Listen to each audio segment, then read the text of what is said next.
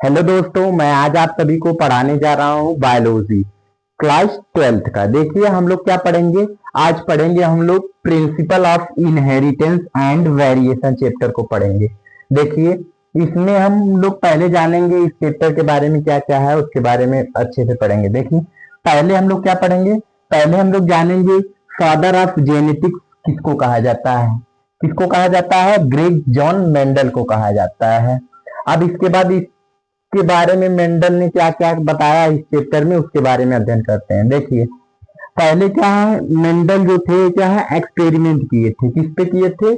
मटर का जो पौधा होता है, पी जिसको हम लोग बोलते हैं, उस पे एक्सपेरिमेंट किए थे। उसका नाम क्या है? पाइसम। पी का नाम क्या है? साइंटिफिक नेम पाइसम है। और इसको हम लोग किसके लिए यूज करते हैं? ही यूज थ्रू ब्रीडिंग और प्योर लाइन के लिए। और ये एक्सपेरिमेंट जो इनका मेंडल का चला था कितने ईयर्स तक? 7 ईयर्स तक चला था। 1856 से 1863 तक चला था। और ये वाई पी मतलब पी को क्यों क्यों उनको ही पता चला कि हम मटर को ही लेकर इसका एक्सपेरिमेंट कर सकते हैं, क्योंकि लार्ज सिंपल साइज, उसकी साइज क्या होती है, मतलब वो ज्यादा मात्रा में पाई जाती है। फिर उसके बाद सेल्फ पोलिनेटिंग, ये सेल्फ पोलिनेशन करती है। प्रेजेंस ऑफ कॉन्स्ट्रिक्टिंग थ्रेड्स इसके पास पाया जाता है। और क्या होता है? शॉर्ट लाइफ स्पैन, मतलब इसका क्या है, लाइफ स्पैन क्या होता है, बहुत ही कम होता है। इसलिए मटर पे प्रयोग किए थे मेंडल साहब। फिर उसके बाद देखिए अब इस चैप्टर में हम लोग आगे पढ़ेंगे इनहेरिटेंस किसको कहते हैं। इनहेरिटेंस देखिए किसको कहते हैं, passing on characters from parents to offspring, उसको क्या बोलते हैं? इनहेरिटेंस कहते हैं। मतलब जो क्या होता है, कैरेक्टर हमारे माता पिता से हमारे अंदर आता है, उसी को क्या बोलते हैं? इनहेरिटेंस बोलते हैं। वेरिएशन किसको बोलते हैं? Degree of difference between parents and offspring. Variation उसको बोलते हैं जैसे हम अपने माता पिता से कैसे या कितना अलग दिखते हैं, उसी को क्या बोलते हैं? वेरिएशन बोलते हैं। फिर उसके बाद देखिए, फिर उसके बाद क्या है, मेंडल बताए थे क्या है, कैरेक्टर के बारे में बताए थे। कैरेक्टर क्या क्या, वो जो मटर का पौधा है उसमें क्या क्या कैरेक्टर होता है, कैसा कैसा कलर पाया जाता है, उसके बारे में बताए थे। देखिए पहला क्या होता है, कैरेक्टर। कैरेक्टर देखिए कितने होते हैं? 7 होते हैं। अब देखते हैं पहला क्या है, सीड शेप। सीड शेप क्या होता है? फिर उसके बाद क्या है, राउंड होता है। सीड शेप क्या होता है? राउंड होता है। और क्या है, डोमिनेंट ट्रेड, क्या इसको भी बोलते हैं डोमिनेंट ट्रेड। और क्या होता है, रिसेसिव ट्रेड। देखियो राउंड शेप क्या होता है, डोमिनेंट ट्रेड। फिर रिसेसिव क्या होता है, व्रिंकल्ड होता है। फिर उसके बाद सीड का कलर क्या होता है, डोमिनेंट ट्रेड में क्या होता है, येलो होता है। और रिसेसिव ट्रेड में क्या होता है, ग्रीन होता है। और तीसरा फ्लावर कलर जो होता है, डोमिनेंट ट्रेड में वॉयलेट होता है, रिसेसिव ट्रेड में व्हाइट होता है। और फ्लावर पोजीशन जो होता है, डोमिनेंट ट्रेड में एक्सियल होता है, रिसेसिव ट्रेड में टर्मिनल होता है। फिर पांचवा क्या है, पोड शेप। पोड शेप क्या होता है, इन्फेक्टेड होता है। और क्या होता है, फुल होता है। किसमें? डोमिनेंट ट्रेड में। और रिसेसिव ट्रेड में क्या होता है, कंस्ट्रिक्टेड होता है। फिर छठवां क्या हो गया, पोड कलर। पोड कलर क्या होता है, डोमिनेंट में ग्रीन होता है और रिसेसिव ट्रेड में येलो होता है। स्टोन हाइट क्या होता है, डोमिनेंट ट्रेड में टॉल होता है, रिसेसिव ट्रेड में क्या होता है, डॉर्फ होता है। इसके बारे में हम लोग देख लिए। अब देखिए क्या होता है, इसमें क्या होता है, कितने कैरेक्टर्स पाए जाते हैं? 14 कैरेक्टर्स पाए जाते हैं। और ट्रेड कितने पाए जाते हैं? 14 पाए जाते हैं। कैरेक्टर 7 पाए जाते हैं और ट्रेड कितने पाए जाते हैं? 14 पाए जाते हैं। देखिए 1 2 3 4 5 6 7 8 9 10 11 12 13 14 14 पाए जाते हैं। फिर उसके बाद देखिए, अब इसके बाद आगे हम लोग पढ़ेंगे क्या है, first law and law of dominance जिसको बोलते हैं, इसके बारे में हम लोग अब पढ़ते हैं। देखिए इसमें क्या है, characters are controlled by discrete unit called factors. क्या होता है, जो कैरेक्टर को कंट्रोल करता है उसको क्या बोलते हैं हम लोग? फैक्टर के नाम से जानते हैं। देखिए factor occur in pair and in heterozygous condition, one of them will dominant. Dominant मतलब ये हो गया, जैसे जो कैपिटल टी होता है वो किसको डोमिनेट करता है? स्मॉल टी को डोमिनेट करता है। और फर्स्ट लॉ ऑफ या लॉ ऑफ डोमिनेंस का एग्जांपल देखिए क्या हो गया, मोनोहाइब्रिड क्रॉस इसका एग्जांपल हो गया। जैसे देखिए यहाँ क्या हो गया, कैपिटल टी, यहाँ क्या हो गया, कैपिटल टी क्या हो गया, पेरेंट्स है, क्या है, पेरेंट्स है, मेल पेरेंट्स, और स्मॉल टी क्या है, फीमेल पेरेंट्स है। इसमें क्या होता है, इनका एक गैमेट ले लिया जाता है और इनका एक गैमेट ले लिया जाता है, इसको फ्यूजन कराया जाता है, फिर उसके बाद क्या बनता है, कैपिटल टी स्मॉल टी बनता है F1 स्टेज में। F2 स्टेज में क्या होता है, गैमेट होते हैं T, capital T small T, capital T small T.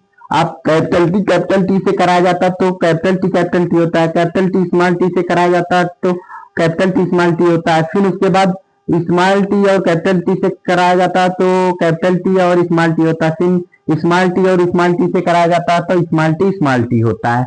क्या हो गया, मोनो हाइब्रिड क्रॉस हो गया। और ये जो पूरा स्क्वायर टाइप में दिख रहा है इसको हम लोग क्या बोलते हैं, पुन्नेट स्क्वायर के नाम से जाना जाता है। और जो होता है मोनो हाइब्रिड क्रॉस होता है, इसका रेशियो क्या होता है, फिनोटिपिक रेशियो क्या होता है, 3:1 होता है। क्या होता है, 3:1 होता है।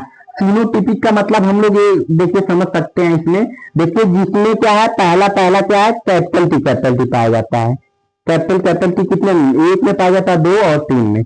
और क्या है, अब इसमें क्या है, देखिए स्मॉल टी किसमें पाया जाता है, ए, अकेला हो गया, ए हो गया। और उसके बाद जीनोटिपिक रेशियो में हम लोग क्या बता सकते हैं, देखिए पूरे में क्या है, कैपिटल टी एक में पाया जा रहा है। फिर उसके बाद देखिए कैपिटल टी स्मॉल टी क्या है, यहाँ 2 में पाया जाता है तो 2 हो गया। फिर उसके बाद स्मॉल टी यहाँ 1 पाया जा रहा है तो 1 हो गया। ये इसका जीनोटिपिक फिनोटिपिक रेशियो है। फिर उसके बाद देखिए अब हम लोग क्या है आगे देखते हैं। फिर अब लोग हम क्या है, ये जो first law and law of dominance है इसका क्या है, एक्सेप्शन कुछ है, अपवाद है। देखिए क्या है, पहला क्या है, इनकम्प्लीट डोमिनेंस है, इनकम्प्लीट डोमिनेंस पहला अपवाद है। दूसरा क्या है, कोडोमिनेंस। इनकम्प्लीट में देख लिए हम लोग देखते हैं इसको क्या, हम इसका एग्जांपल क्या है, स्नैपड्रैगन और एंटी राइनम मेजर्स इसका क्या है, एग्जांपल है इनकम्प्लीट डोमिनेंस का। क्या है, स्नैपड्रैगन एंटी राइनम मेजर्स इसका एग्जांपल है। देखिए इसमें क्या होता है, रेड, इसमें क्या होते हैं, रेड पेरेंट्स होते हैं और रेड और व्हाइट आपस में क्या होते हैं, फ्यूज करते हैं। फिर इसके बाद बनता है हमारा ये क्या है, पिंक कलर का बनता है। रेड व्हाइट आपस में कॉम्बिनेशन करते हैं तो क्या बनता है, पिंक बनता है। और एक इसमें होता है इनकम्प्लीट डोमिनेंस में, इसमें क्या होता है, जीनोटिपिक एंड फिनोटिपिक रेशियो क्या होता है, सेम होता है, 1:2:1 होता है। एक इसका हो गया इनकम्प्लीट डोमिनेंस का हो गया। फिर उसके बाद देखिए दूसरा क्या है, कोडोमिनेंस। कोडोमिनेंस में क्या है, कोडोमिनेंस का एग्जांपल क्या हो गया, AB blood group. AB blood group जो होता है क्या होता है, एबी ब्लड ग्रुप जो होता है क्या होता है, एक कोडोमिनेंस का एग्जांपल हो गया। फिर उसके बाद अब हम लोग अगला देखते हैं सेकंड लॉ। सेकंड लॉ को क्या हम लोग बोलते हैं, लॉ ऑफ सेग्रीगेशन। इसको देखिए सेग्रीगेशन से ही हम लोग समझ सकते हैं क्या है, ये बता रहा है किसी चीज को क्या है, सेपरेट करना, अलग करना।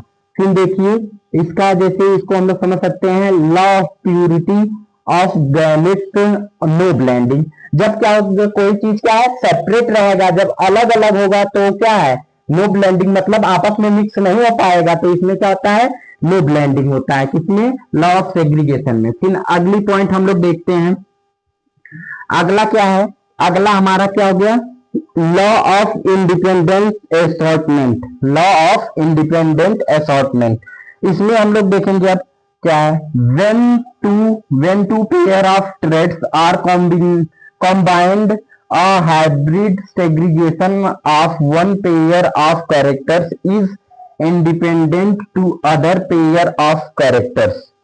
ये क्या बता रहा है, बता रहा है यही कि क्या होता है, इसमें क्या है, हाइब्रिडाइजेशन होता है।